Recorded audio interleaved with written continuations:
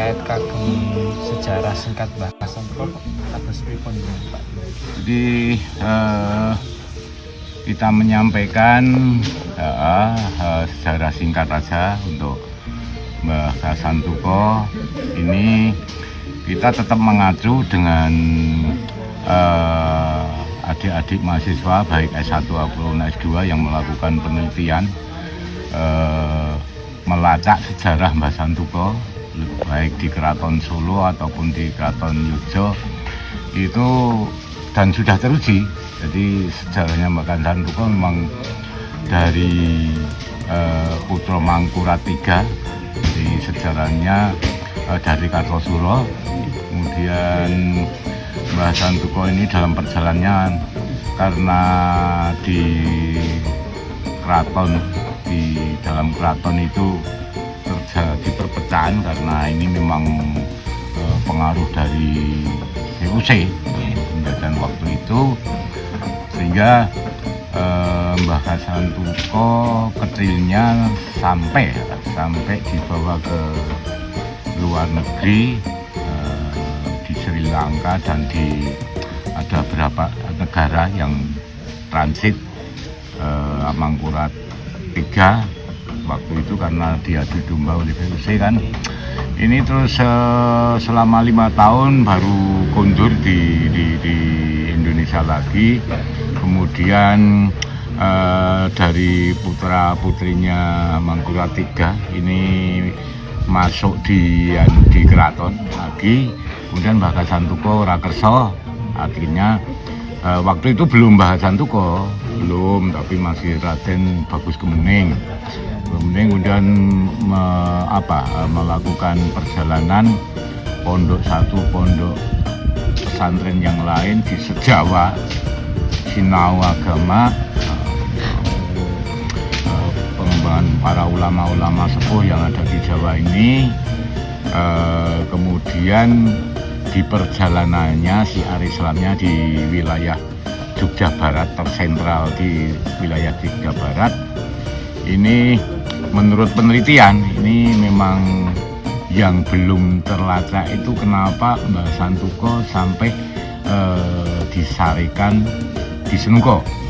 Dan Senuko belum ada waktu itu, belum ada karena Mbah Santuko punya pesan nanti pada suatu saat tanah ini, bukan kampung ini, bukan. Waktu itu tanah perdikan ini kalau sampai ada waktu, ada zaman yang baik, menyampaikan untuk diberi nama Santuko petingkasannya itu. Tapi berkembangannya karena orang Jawa kepenake nyebut Senuko lah, itu sudah biasalah. Tapi di dalam penelitian memang tetap Santuko. Jadi tapi kita tetap berpegangan pada leluhur kita setelah eranya Mbah Santuko, generasi penerusnya Senuko sampai sekarang, sampai ditetapkan oleh pemerintah Kelurahan Sidoagung bahwa Dusun 1 itu adalah Dusun 1 Senuko. Itu jadi kalau Mbah Santuko di perjalanannya itu sampai dimakamkan di tanah ini yang sekarang disebut Senuko ini memang di penelitian, di tesis, skripsi belum ada. Di keraton pun sumbernya tidak ada. Oke.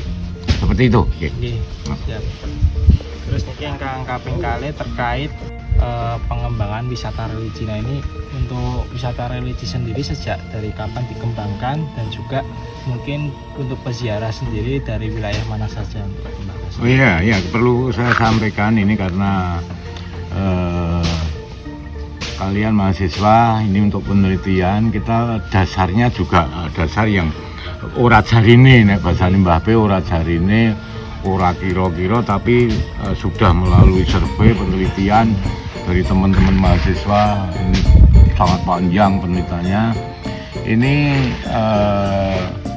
pengembangannya, khusus pengembangan tempat Mbah Santuko itu diawali tahun 2001 itu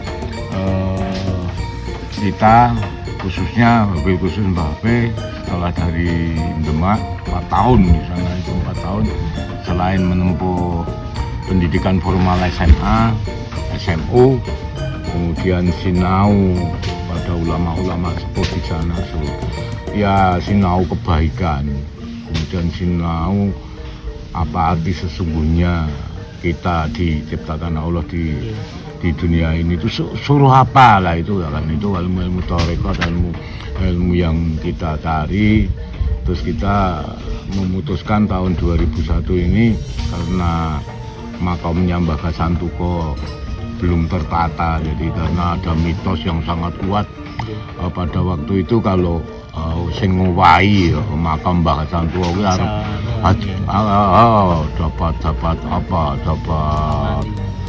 ya ancaman macam-macam, jadi ancaman dapat ya kurang baik lah.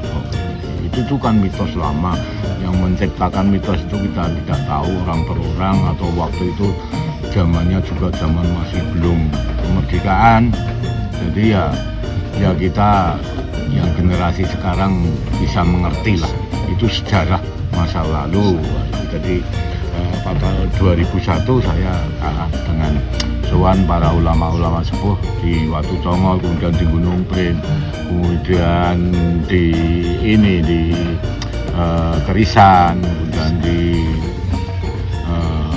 ulama Sesi Trojan dan sebagainya, ini mengerucut bahwa kalau dibangun ya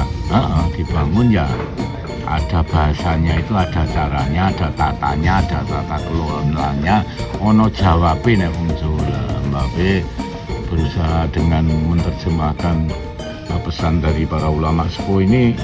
Saya ya bahasanya wong Jawa, ya saya melakukan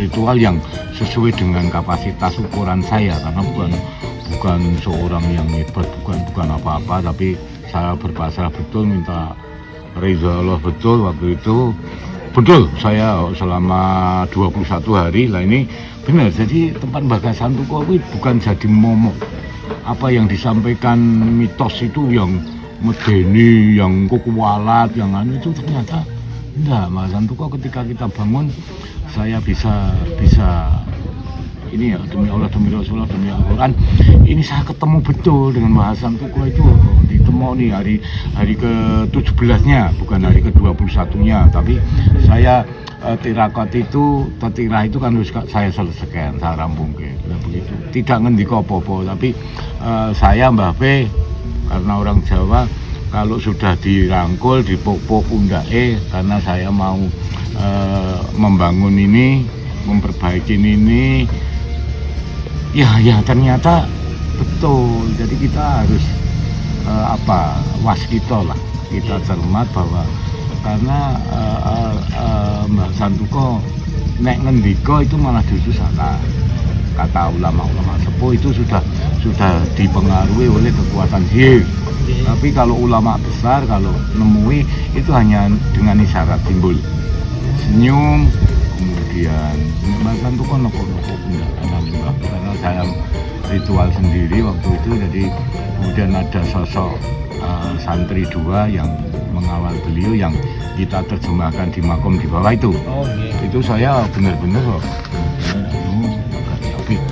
ini betul. Jadi dari itu saya bismillah, inamalu biniyat, karena Allah saya melalui proses panjang, karena Mas Habib juga tahu bahwa di Senuko ini juga tanda kutipnya banyak teman-teman kita, saudara-saudara kita di bendera yang agak beda dengan tempatnya Mbah Gasantuko. Bukan apa-apa, itu baik semua, tapi hanya belum terbuka waktu itu.